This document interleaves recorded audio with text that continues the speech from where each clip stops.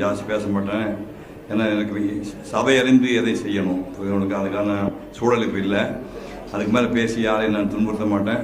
ஒரே ஒரு 5 நிமிஷம் கலைஞர் சம்மந்தப்பட்ட ஒரே ஒரு சங்க இலக்கிய பாடலும் அதுக்கான உரையை மட்டும் சொல்லிட்டு என்னோட நிறைவு பண்ணிக்கிறேன். தென்பெண்ணை இலக்கிய சமவெளி ஏற்பாடு செய்துள்ள இந்த இங்கிருந்தும் தொடங்கலாம் நிகழ்ச்சியில் கலந்து கொண்டு ரொம்பவும் பெருமைப்படுறேன்.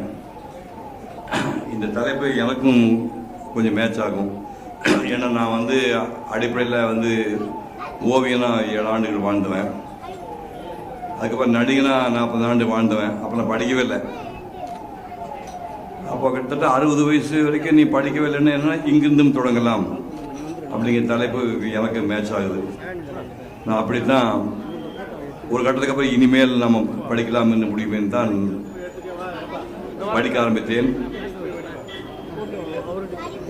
சங்கத்தமிழ்னு ஒரு நூல் கலைஞர்கள் எழுதியிருக்கிறாரு. அதுல ஒரு பாடல் வருகிறது. அந்த பாடல் யாருக்காவது புரியுதான்னு பாருங்க. நரம்பெழுந்துளறிய நிரம்பா மெந்தோள் முளரி மருங்கின் முதியோள் சிறுவன் படையழிந்து மாறினன் எந்து பலர் கூற மண்டமர் குடைந்தனன் ஆயின் உண்டவன் முளையில் திடுவன் யானென சினையை கொண்ட வாடோடு படுமணம் பெயரா செங்கிணம் துழுவோள் சிதைந்து வேர் ஆகிய படுமகன் கிடக்கை காணு ஈந்த ஞான் என்று பெய்தோந்தனோட. இது என்ன பாட்டுது?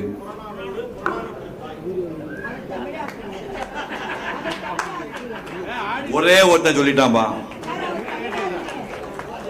அந்த பாட்டை சொன்ன அந்த கவிதாயினி பேர் சொல்லுங்க. இந்த பாட்டை பாடின கவிதாயினி பேர் சொல்லிட்டு மகனே சொல்லுடா.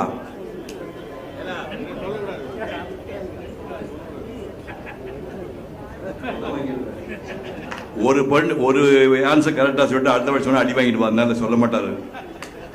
அந்த பாட்டை எழுதுன காக்கை பாடினியார் நச்சலையார்னு பேர். அந்த பாட்டுக்கு என்ன அர்த்தம்னா அதையும் இப்ப கொஞ்சம் அறிவாளிக்கு மேல இருக்கான்னு தெரியுது எனக்கு. போர் நடந்துட்டு இருக்கு. போருக்கு ஒரு வயசான பாட்டி பையன் அனுப்புறா. பாதி போர் நடந்துட்டு இருக்கும் போது தகவல் வருது, பாட்டி உன் பையன் கோழையா முதுகுல வேல் வாங்கி செத்து கிடக்குறான் அப்படின்னு தகவல் வருது.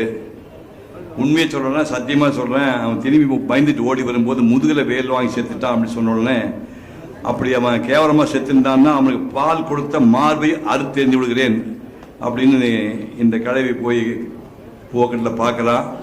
பார்த்தா அவன் நினச்ச மாதிரியே நெஞ்சில் வேல் வாங்கி இறந்து கிடந்தான். இதுதான் அந்த பாட்டினுடைய அர்த்தம். இது என்ன இருக்குது? ஒரு 4 வரி விஷயம். இதுக்கு SSLC எழுதினால் மேற்கொண்டு IAS படிக்க வைப்பாங்கன்னு SSLC எழுதாமல் தவிர்த்த கலைஞர்கள் அதை ஞாபகம் வச்சுக்கணும். கட்சிக்காரங்க எத்தனை பேர் தெரியும்னு தெரியாது. மேற்கொண்டு படிக்க வச்சுவாங்கன்னு சொல்லியிருக்க SSLC எழுதாமல் தவிர்த்த கலைஞர்கள் அவர் எழுதின சங்க இலக்கியத்தினுடைய இந்த பாடல் காக்கை பாடினார் நெச்சடியார் பாடலுக்கு அவர் எழுதிய உரை என்ன பாட்டு? நரம்பெழுந்துளறிய நிரம்பா மெந்தோள் முளரி மருங்கின் முதியோர் சிறுவன் படையழிந்து மாறினேன் என்று பலர் கூற மண்டமர் குடைந்தனன் ஆயின் உண்டவன் முளையில் திடுவன் யானை சினையை கொண்ட வாழோடு படுமணம் பெயரா செங்கடம் தொடர்போல் சிதைந்து வேறாகிய படுமகன் கிடக்கை காணு ஈந்த ஞான் என்று பெய்தோனே. இதுதான் தூய தமிழ். இப்ப நாம பேசல தமிழே கிடையாது. இதுக்கு அந்த மனிதன் எழுதியிருக்கிறான். அதை எழுதும்போது அதிகமாக பார்த்து 25-26 வயசு இருக்கும். என்ன டயலாக் தெரியுமா? அது இந்த பாட்டுக்கான உரை.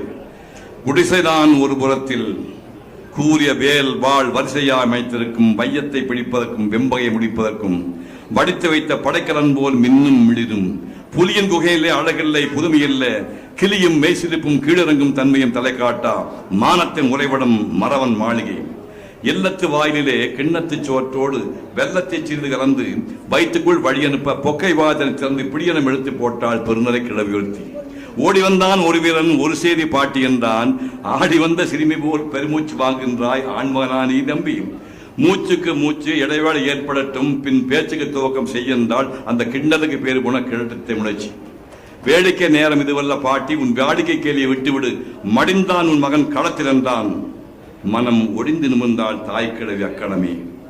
தாயம் ஆடுகையில் காய்களை வெட்டுவதுண்டு களமும் அதுதான் காயம் மார்பிலா முதுகிலா கடறுவாய் என்றான் முதுகில் என்றான் கிழவி துடித்தனள் இதயம் வெடித்தனள் வாழை எழுத்தினாள் முழுவது ஒழித்த துக்கை நோக்கி முடுக்கினாள் வேகம் கோடைக்கு பால் கொடுத்தேன் குப்புற வீழ்ந்து கிடக்கும் மோடைக்கு பெயர் பூர்வீரனாம்.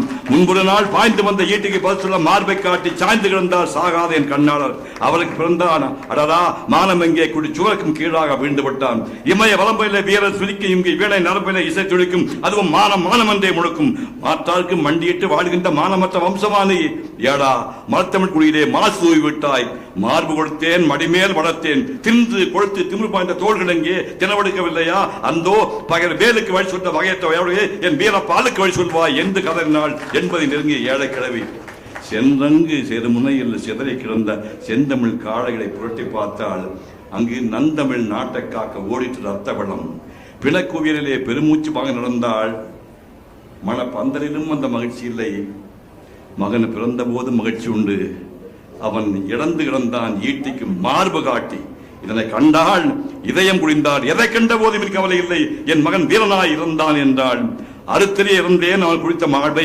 அடடா கருத்தறிய போய் சொன்ன கயவன் எங்கே, வாள் எங்கே, அவன் நாக்கு எங்கே எங்கே. இதுதான் டயலாக். ஒரு 20-24 வருஷத்துல எழுதுகிறார். சங்கலக்கிய பாட்டுலாம் நீங்க இந்த சாதாரண பாட்டு நினைச்சுக்காதீங்க. இப்ப உங்களுக்கு தெரியும், உங்களுக்கு உக்ரைனுக்கு ரஷ்யாவுக்கு சண்டை முடியல, பாலஸ்தீன் இஸ்ரேல் சண்டை முடியல, இலங்கை சிங்களத்தான் சண்டை முடியல, பாகிஸ்தான் இன்னும் எப்போ நேரம் கிடைச்சாலும் இந்தியா கூட சண்டை போட பார்க்குது, சைனாக்கார் நம்ம மோதிட்டு இருக்கிறான், வடகொரியா தென்கொரியா யுத்தம் நடந்துச்சு. அதாவது எதிரி வீட்டுக்காரனை நம்ம எதிரி வீட்டுக்காரன் நினைச்சிட்டு இருக்கோம். எதிரி வீட்டில் குடியிருக்கிறவங்க எதிரி வீட்டுக்காரன் நினைச்சிட்டு இருக்கோம். இப்படி ஒரு நேரத்தில் ஒரு 2500 வருஷத்துக்கு முன்னாடி ஒரு புலமை, இந்த பூமி பந்து இருக்கிற எல்லா ஊரும் என் ஊர் தான், இந்த மண்ணில் வரக்கூடிய அத்தனை பேர் என் உடம்பிறப்புகள் தான், நமக்கு வரக்கூடிய நன்மை தீமைக்கு காரணம் நாம தான், நோய் வருவதும் நோய் உடம்பு விட்டு போவதும் வேற யார், நீ ஒரு உடம்பு எப்படி பேணி பாதுகாக்கிற அதை போன்ற விஷயம்தான். வாழ்க்கை என்பது இங்கு மணற்படுக்கை இல்லை, இங்கே முள்ளு முன்னு கல்லு முண்டு.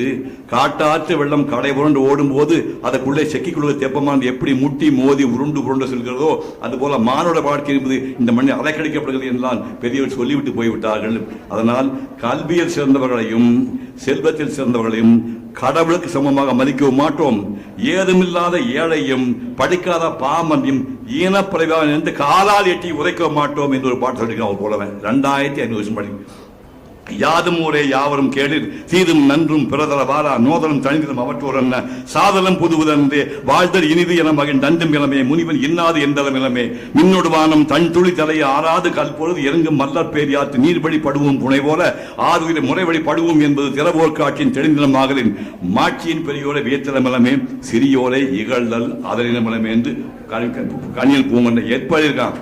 கணியல் பூங்கல் 2500 வருஷம் எழுதியிருக்காங்க. ஒரு பாட்டு தான் இன்னும் தேடிட்டு இருக்காங்க மிச்ச பாட்டு. நீங்க தேவேந்திரன் சாப்பிடக்கூடிய அமிர்தமாக இருந்தாலும் ஒரு தமிழன் விருந்தாளிய வாசல் உட்கார வச்சு சாப்பிட மாட்டான். ஞாபகம் வச்சுக்கணும். காலங்காலம் அந்த மண் கூட பெருமை. தேவேந்திரன் சாப்பிடக்கூடிய சாகா வரப்பட்ட அமிர்தமாக இருந்தாலும் விருந்தாளிய வாசல் உட்கார வச்சு தமிழன் சாப்பிட மாட்டான். கோபதாபம் இல்லாதவன், சோம்பி தெரிய மாட்டான், கொலை களவு கற்பனை செஞ்சாஞ்சுமா, புகழுக்காக உயிரையும் கொடுப்பான். அந்த பழி வருந்தால் உலகத்தை ஈடா கொடுத்தால் வேண்டான்னு சொல்லுவான். தமக்கென வாழாமல் பிறருக்காக ஆகக்கூடிய தகமையாளன் தமிழ் பாட்டு சொல்லலாம்.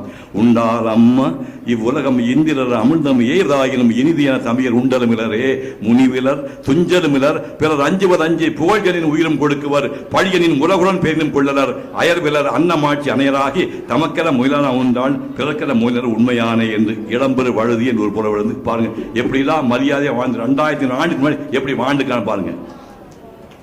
ஒரு புலவன் சொன்னா அளவு கிடந்த சொத்து சேர்ந்துச்சுன்னா அதை பொண்டாட்டி புள்ள கூட்டிக்கு போய் வச்ச சமுதாயத்தோடு பங்கு போட்டுக்கொள். அதுக்கு மேல சொத்தை நீயே வச்சிருந்தா அந்த சொத்தை உன்னை அழித்து விடும் சொல்றான். ஞாபகம் வச்சுக்க. அளவு கிடந்த சொத்து சேர்ந்தா அதை குடும்பத்துக்கு புள்ள குட்டிக்கு போய் சமுதாயத்தோடு பங்கு போட்டுக்கொள், இல்லாவிட்டால் அந்த சொத்தை உன்னை அழித்து விடும் சொல்றான். இந்த ஆழி சூழ் உலகத்தை கடல் சூழ்ந்த உலகத்தை தான் ஒருவனே ஆள வேண்டும் என்று நினைக்கிற பேராசை பிடித்த ராஜாவாக இருந்தாலும், யாரு உலகத்தை பூரா தான் ஒருவனே ஆள வேண்டும் என்று நினைக்கிற பேராசை பிடித்த ராஜாவாக இருந்தாலும், வனவிலங்களை வேட்டையாடுவது காடுகளில் சுற்றி கொண்டிருக்கிற காட்டு முராண்டியாக இருந்தாலும், எல்லோருக்கும் உண்பது 2 கூட சோறு, உடுப்பது மேல துண்டு கீழ துண்டு, மற்றபடி பசி பிணி மூப்பு இறப்பு காதல் காமம் இன்பம் துன்பம் எல்லாம் ஒண்ணுதான். அரசன் ரத்தமும் சிவப்பு, ஆண்டின் ரத்தமும் சிவப்பு. அரசன் வியர்விலேயும் துர்நாற்றம் வரும், ஆண்டின் வியர்விலேயும் துர்நாற்றம் வரும். ஆகவே மனிதா, அடவுகின்ற சொத்தை சேர்ந்தால் அதை உன் குடும்பத்துக்கு போய் சமுதாயத்தை பங்கு போட்டுக்கொள், இல்லாவற்றால் சொத்தை உன்னை அடித்து சொல்றான். தென் கடல் வளாகம் பொதுமையின்றி வெண்குட நிறத்தை ஒருமை ஓர்க்கும் நடுநாள் யாமத்தும் பகலும் துஞ்சான் கடுமா பார்க்கும் கல்லா ஒருவருக்கும் 9 நாடி உடுப்பவை இரண்டே பிறவமெல்லாம் ஓரக்குமே செல்வத்து பயனே ஈதல் தூய்ப்பே மெனினே தப்புன பல வேண்டும். இந்த மாதிரி போயிட்டே இருக்கு. அதே கலைஞர் புத்தகத்தில் தான் கபில புலவன், நேற்று ஒரு ஃபங்க்ஷன் சொன்ன, அதை இங்கே சொல்லிடுறேன். கபில புலவன் 100 பூக்கள் சொல்லியிருக்கிறான். அந்த 100 பூக்கள் நம்ம இந்த கண்ணில் பார்த்தது இல்லை, தேடி குடிச்ச ஒரு புத்தகத்தை பார்த்தேன். 99 பூ சொல்லியிருக்கிறான். புரியுது உங்களுக்கு?